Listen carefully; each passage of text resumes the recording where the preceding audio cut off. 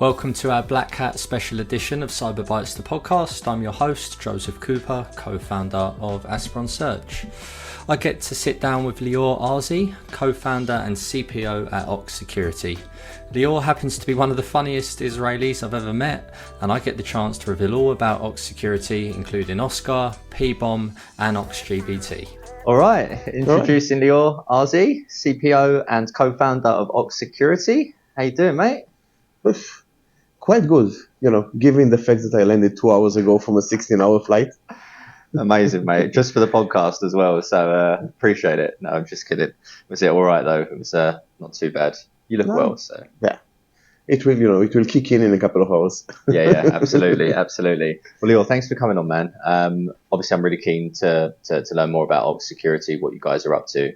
But before we do that, just a quick introduction from yourself and a bit about your background, as you have a really interesting career to date. So if you can just talk a little bit about that, and then we'll move on to Ox in general. Sure. So I started security quite a while back. So I'm embarrassed to say 28 years ago. At the very beginning, I was securing missiles processor in assembly. So a bit different from cloud security. Well, actually, it is cloud security. It does go to the cloud. Yeah. And you might say I'm a rocket scientist. Then I led a few startups, led the development of a few startups in security. I've been in the Israeli 8200, like pretty much half of the other people you are interviewing. Did some security innovation for Microsoft. Did my law degree somewhere in the middle. And now, actually, then I joined Checkpoint for about 10 years. I started there all the modern endpoints, all the NGV and EDR movements there. Grew to be quite a nice business. And about almost 2 years ago, Nitzan and myself and my partner, we started Ox-Security. Love it. Quite a journey. Yeah. And I must say, I made that very quick. So I must say I enjoyed every bit of the ride, all the way. Amazing. All the way from the beginning. I'm making sure not to be in places I'm not enjoying. yeah, for sure. You just said, I did a degree. Am I right in saying you've done 3 degrees? 4. You've got 4 degrees. Yes. Just casually. Well, I did. My first one is technically is electrical engineering or computer engineering or electrical engineering. Then I did my master in computer science, and the rest was basically for fun. So at some point I said, okay, let's do an MBA. It's and I went for fun, but it is, over the years it's been very, very useful. And then a few years later, I decided to learn law.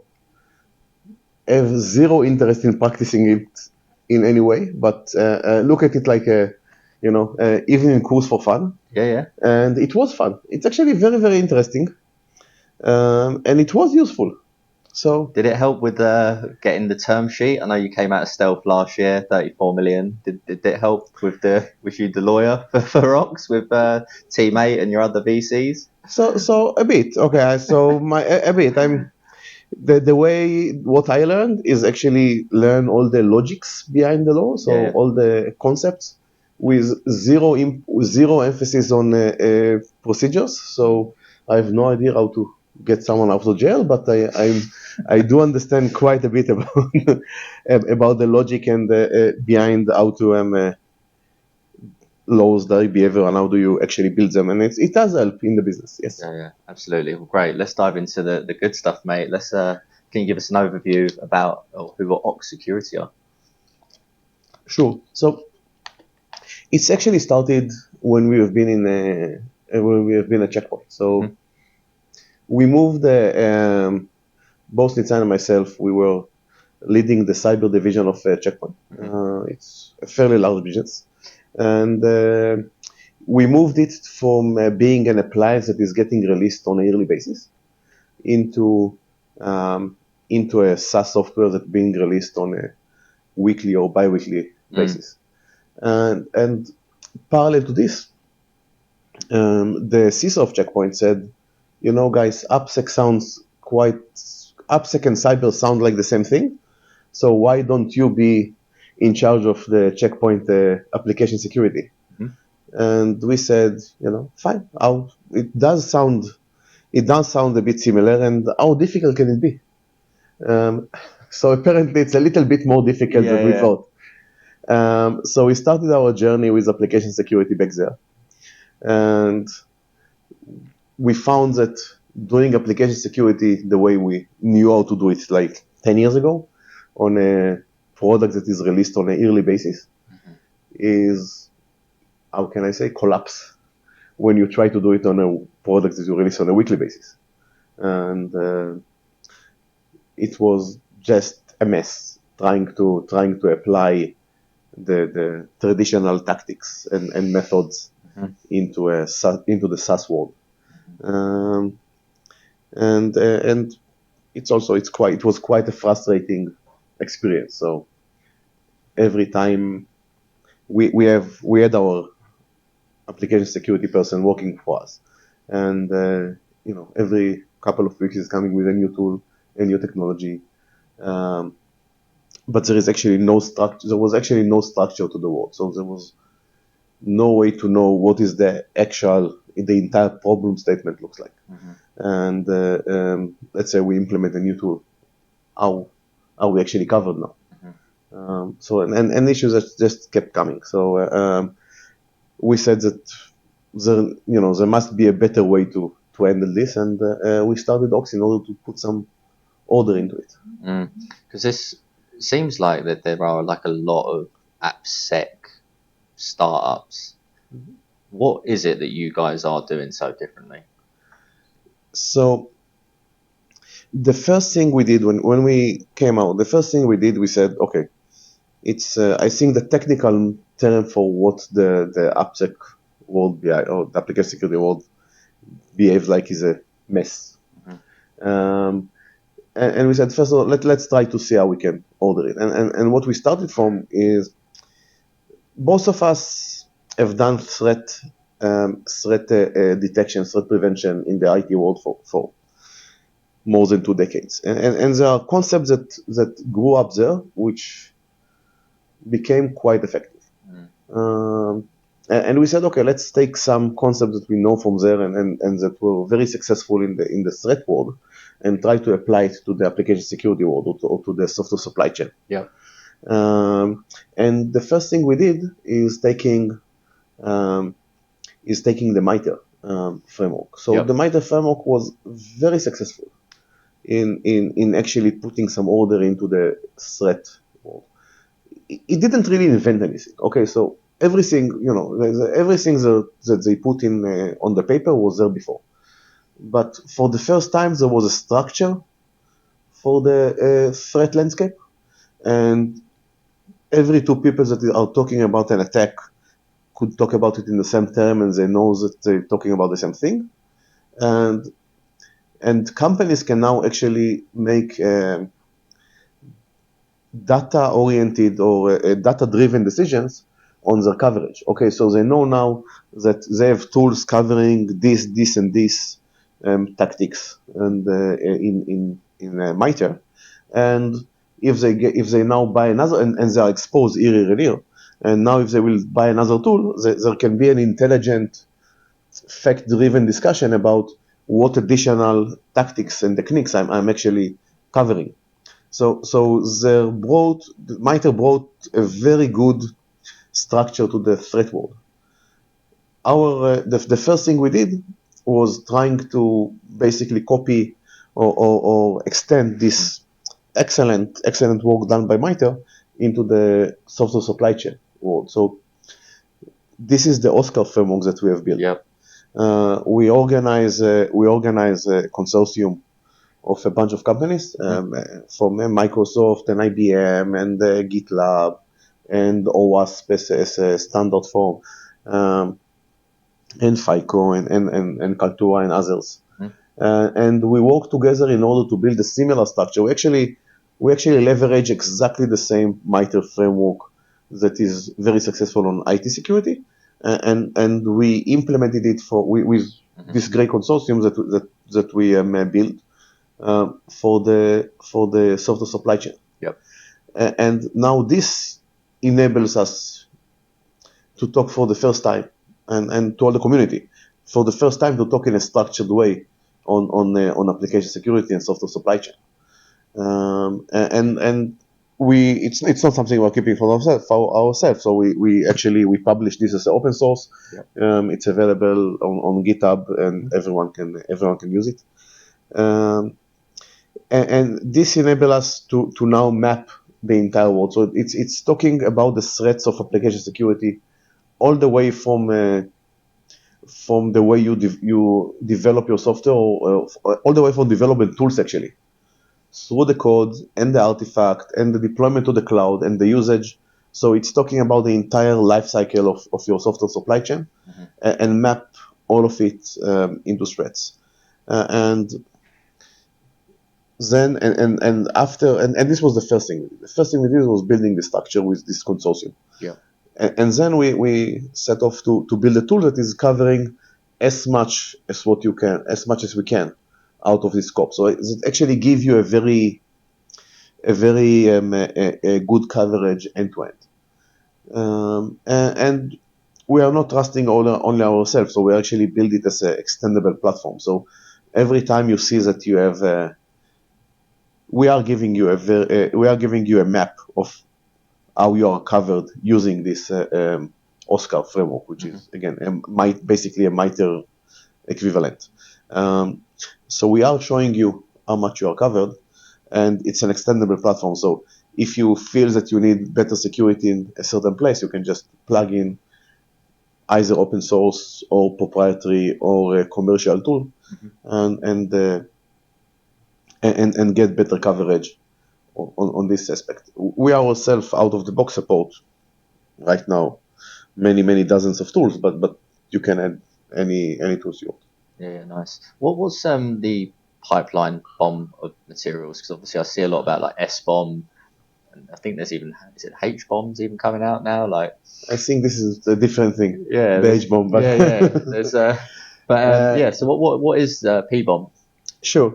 So as part of building this OSC&R framework and actually mapping the entire threat landscape from all the way from cloud to code, we've seen that one of the things that you need in order to actually map what is going on in your environment is the ability to actually see how your software is actually built end to end. And the standard that is extremely useful and good, but very limited, which is the S-bomb.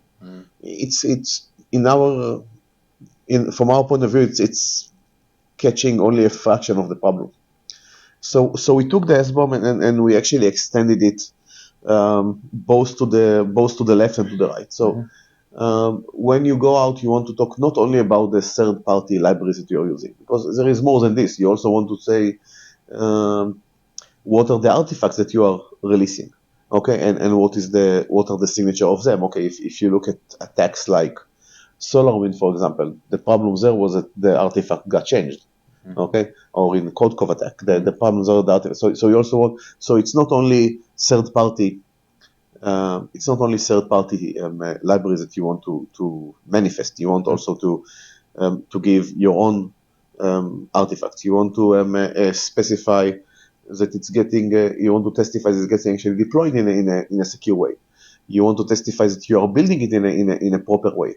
So we are bundling all of it together.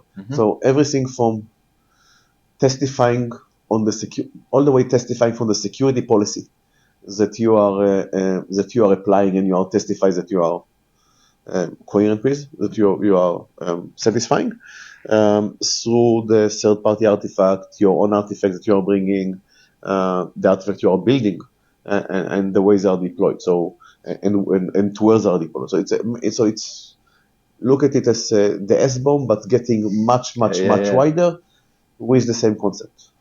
Yeah, nice. In terms of the Ox security product suite, so I was reading up on Ox Ox-GPT, or is it Ox-GPT? Yeah. What exactly is that? How? So, well, you see the LLM models today that can give you amazing capabilities. And quite some, I think it's almost half a year ago already, that we took this, those LLMs, and we said, okay, we can actually give you much better information about your problem space. So whenever we find an issue in your system, we are taking not only the issue you found. If I go one step back, the real strength in what Ox is building is the fact that we are looking all the way from the cloud to the code, and we have a lot of context on everything you're doing. Okay, so if I'm finding a problem in your code, okay, fine. So the problem or a library which is vulnerable, or a vulnerability you put in your code. Okay, so this everyone can do, but what we are looking all the way from the security tools you're using, the way you build your code, and all the way to how it's getting deployed to the cloud, where and what other artifacts or what other elements are there in the cloud that can actually mitigate or threat you more. Okay, and we have this entire picture. Okay, so now we can use this to take these vulnerabilities we found and say, okay, fine. Okay, so you have a SQL injection. Let's take the simplest case. Okay, but is this SQL? How much this SQL injection actually threaten you?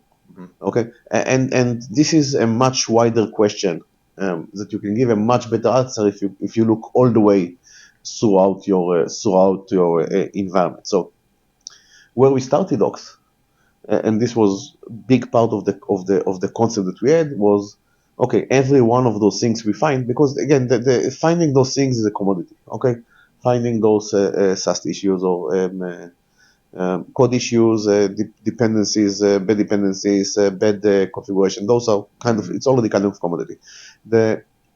The big thing we did, or the big effort we put, and where we thought we can give a lot of additional value to our customers, is taking this in a much wider context and tell people, this is, since you have this problem, okay, it's maybe completely insignificant, or maybe it's very significant, it's actually getting exposed, maybe it's are compensating controls which are preventing it from happening. So this was the thing we started with, and we started from doing this in an analytical way.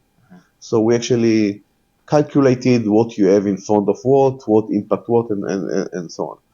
And this was quite successful. So the attack, the actual threats got reduced, let's say, in order of 10, 20 times less. So we could actually tell you, okay, you have these 10,000 issues, but only these 50 are the ones that are actually impacting you, and this is why they are impacting you. Got it. And this is where we start. And along the way, we found out that beside the analytical insights that we're bringing, we can actually throw all of these insights into a LLM model. Okay, and we can, and again, the point is the context. Okay, and first of all, it can build. We are using it to build additional context points that we didn't thought about before.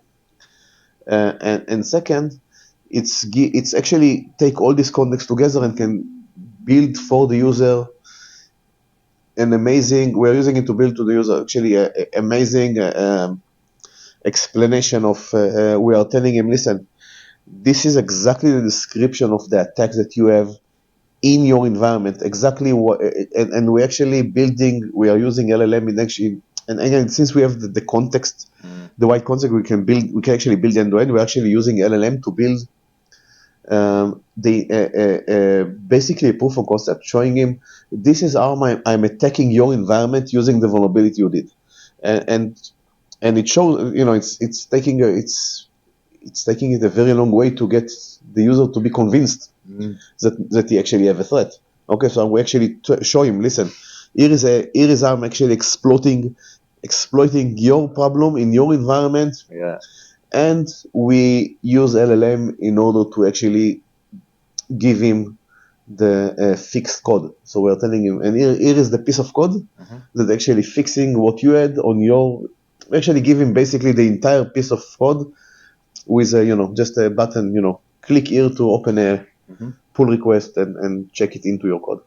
Yeah, nice. Very nice. It's amazing what LLM can do. Yeah, for sure. Game changer. It's obviously a big hot topic right now, right? It's a whole different podcast, probably.